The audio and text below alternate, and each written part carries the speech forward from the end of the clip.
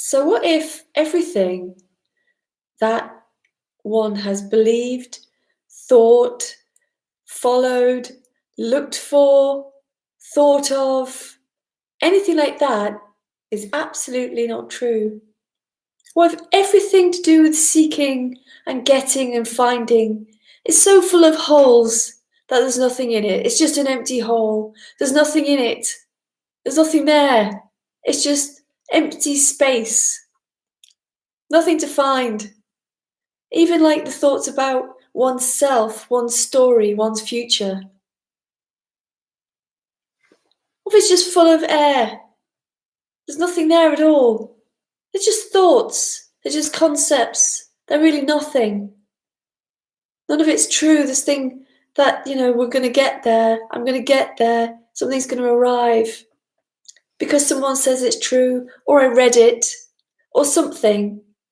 When it's closely examined, it's seen that actually there really isn't anything there. They're just thought upon thought upon thought upon thought, with no actual ground to it, no substance. And even when it's examined, what's been read or listened to, has it ever occurred to find the holes in it, to find what's true in it? Is it true, or is it because there's a sense of needing or wanting of vulnerability that there's a kind of a belief there, an offer of hope that something will arrive, that I will get there? Hope is hopeless. Hope is a hopeless thing. Nothing can be hoped for in the end, not in that way. Not in terms of a final outcome. This is never final, is it? All there is what is. You can't look outside of it. You can only look outside of it in the imagination. Anything outside of this is all imagined. The future, the final destination.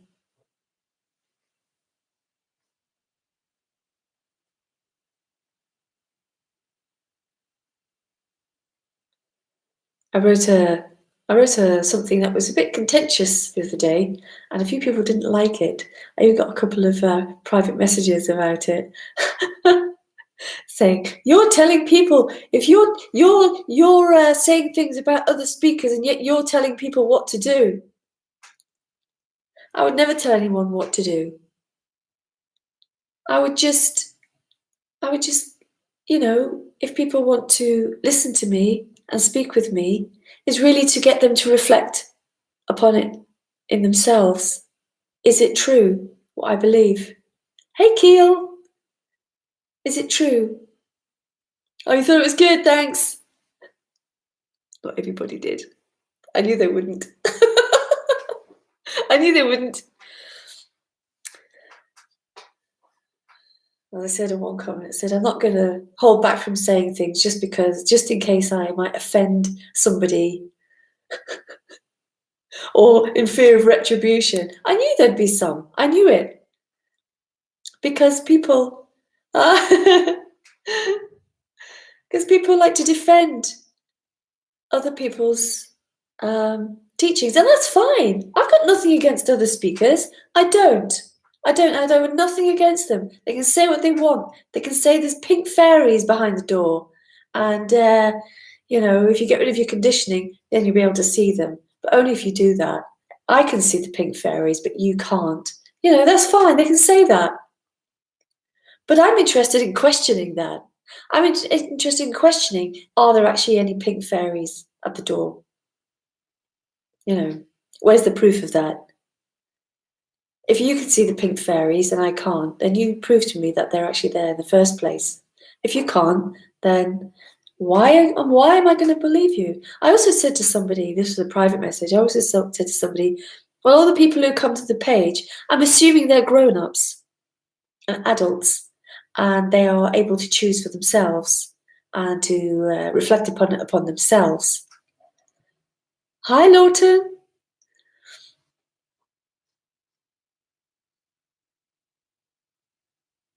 But I did know I'd ruffle a few feathers. Because it does, doesn't it? to go against the grain, as it were. It does ruffle feathers, it does. But to go against the grain in order to be free of going down a track which leads nowhere, for me, is the freedom. It's the freedom of not seeking, the freedom of not seeing that anything is wrong. If someone has endorsed a belief for decades, discovering that it might have flaws can be devastating. It can. It can. Yes, I know what that's like. Yeah, it's awful. But once you're over that, there is this sense of that it just falls away. It just falls away. Because when a belief is endorsed, you're never quite getting there. You're never quite getting the thing, the being blessed by life, or having grace bestowed upon you, or being whatever, under detached awareness, or whatever. I don't even remember what it is now. Or one consciousness. I can't become one consciousness. Well, no, of course not. There is only what is. It's already here as everything. It doesn't need anything on top of it. It's not necessary. No one, well, I don't know if no one, but for me, it's impossible to get closer to what is life, because it is life. This body is life. This table is life. It can't get any closer to itself. It can't be any more itself than what it is, unless some sort of projection is placed upon it. But yeah, I can see that it can be devastating. But for me, I'd rather be devastated than be led, than be following something which is never going to actually lead anywhere, and therefore make me feel like I'm not going to get it, or why aren't I getting it? What am I doing wrong? What is it about me that's wrong that I can't get it? Why have they got it and I haven't? All these sorts of things. All these things I've been through myself. And to see that actually none of it is true. None of it's true. Because where is it? Where is anything apart from just life here as it is? So the freedom is freedom from, not freedom for. There is no freedom for me. There's freedom from. And in that, all that's left is what is, which is a mystery.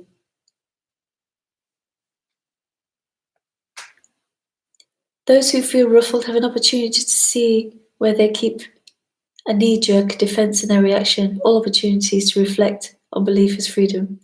Yeah. If people want beliefs, that's fine. I mean, everyone's free to do what they want. But I can only say it how I see it. Everyone can only say it how they see it. And this is how I see it. This is how it is.